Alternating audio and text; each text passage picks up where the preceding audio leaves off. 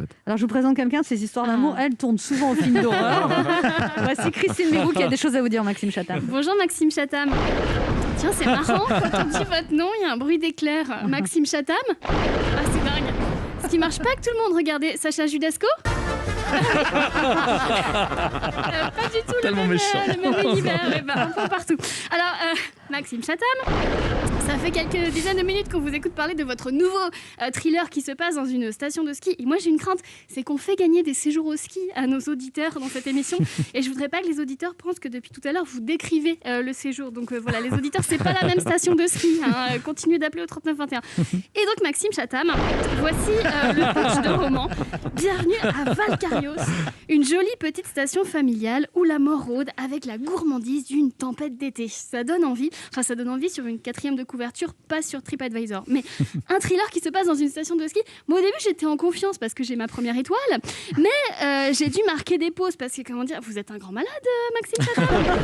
Alors, bien sûr, gros clin d'œil à Shining, dont vous parlez d'ailleurs dans le livre, comme ça, c'est fait. Alors, vous savez, Shining, avec les deux jumelles qui disent « Viens jouer avec nous, Dani ». C'est à quoi Dani répond « Non, merci bien, c'est 135 € d'amende ». Enfin, je sais pas, ça fait longtemps que j'ai pas vu le film. Alors, Stephen King, c'est un de vos maîtres. Stephen King qui a écrit un roman qui porte mon prénom quand même, Christine, et comme vous, je lui rends hommage, mais à ma façon, faisant peur aux hommes principalement. Mais je le remercie parce qu'il donne à mon prénom un côté un petit peu punk, alors que Christine d'ordinaire, ça fait plutôt... Mais revenons à vous, Maxime Chatham. Ça doit être bizarre d'être votre enfant, surtout pendant le confinement, les devoirs à la maison, ça a dû être quelque chose. Alors 6-1, c'est quand même pas compliqué. Il y a 6 personnes dans une salle. Il y en a un qui découpe l'autre à la machette.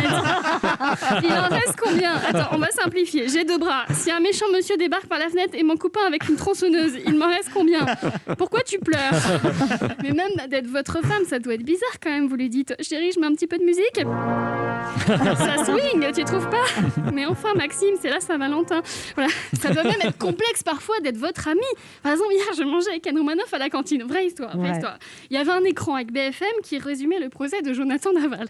Anne Romanoff a alors eu cette réflexion digne des plus grands criminologues. Je cite, « Ah là là, c'est fou quand même. » Fin de citation.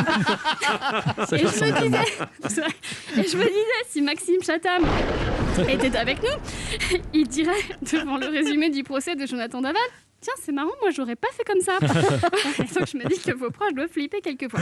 Alors je terminerai par une citation de vous.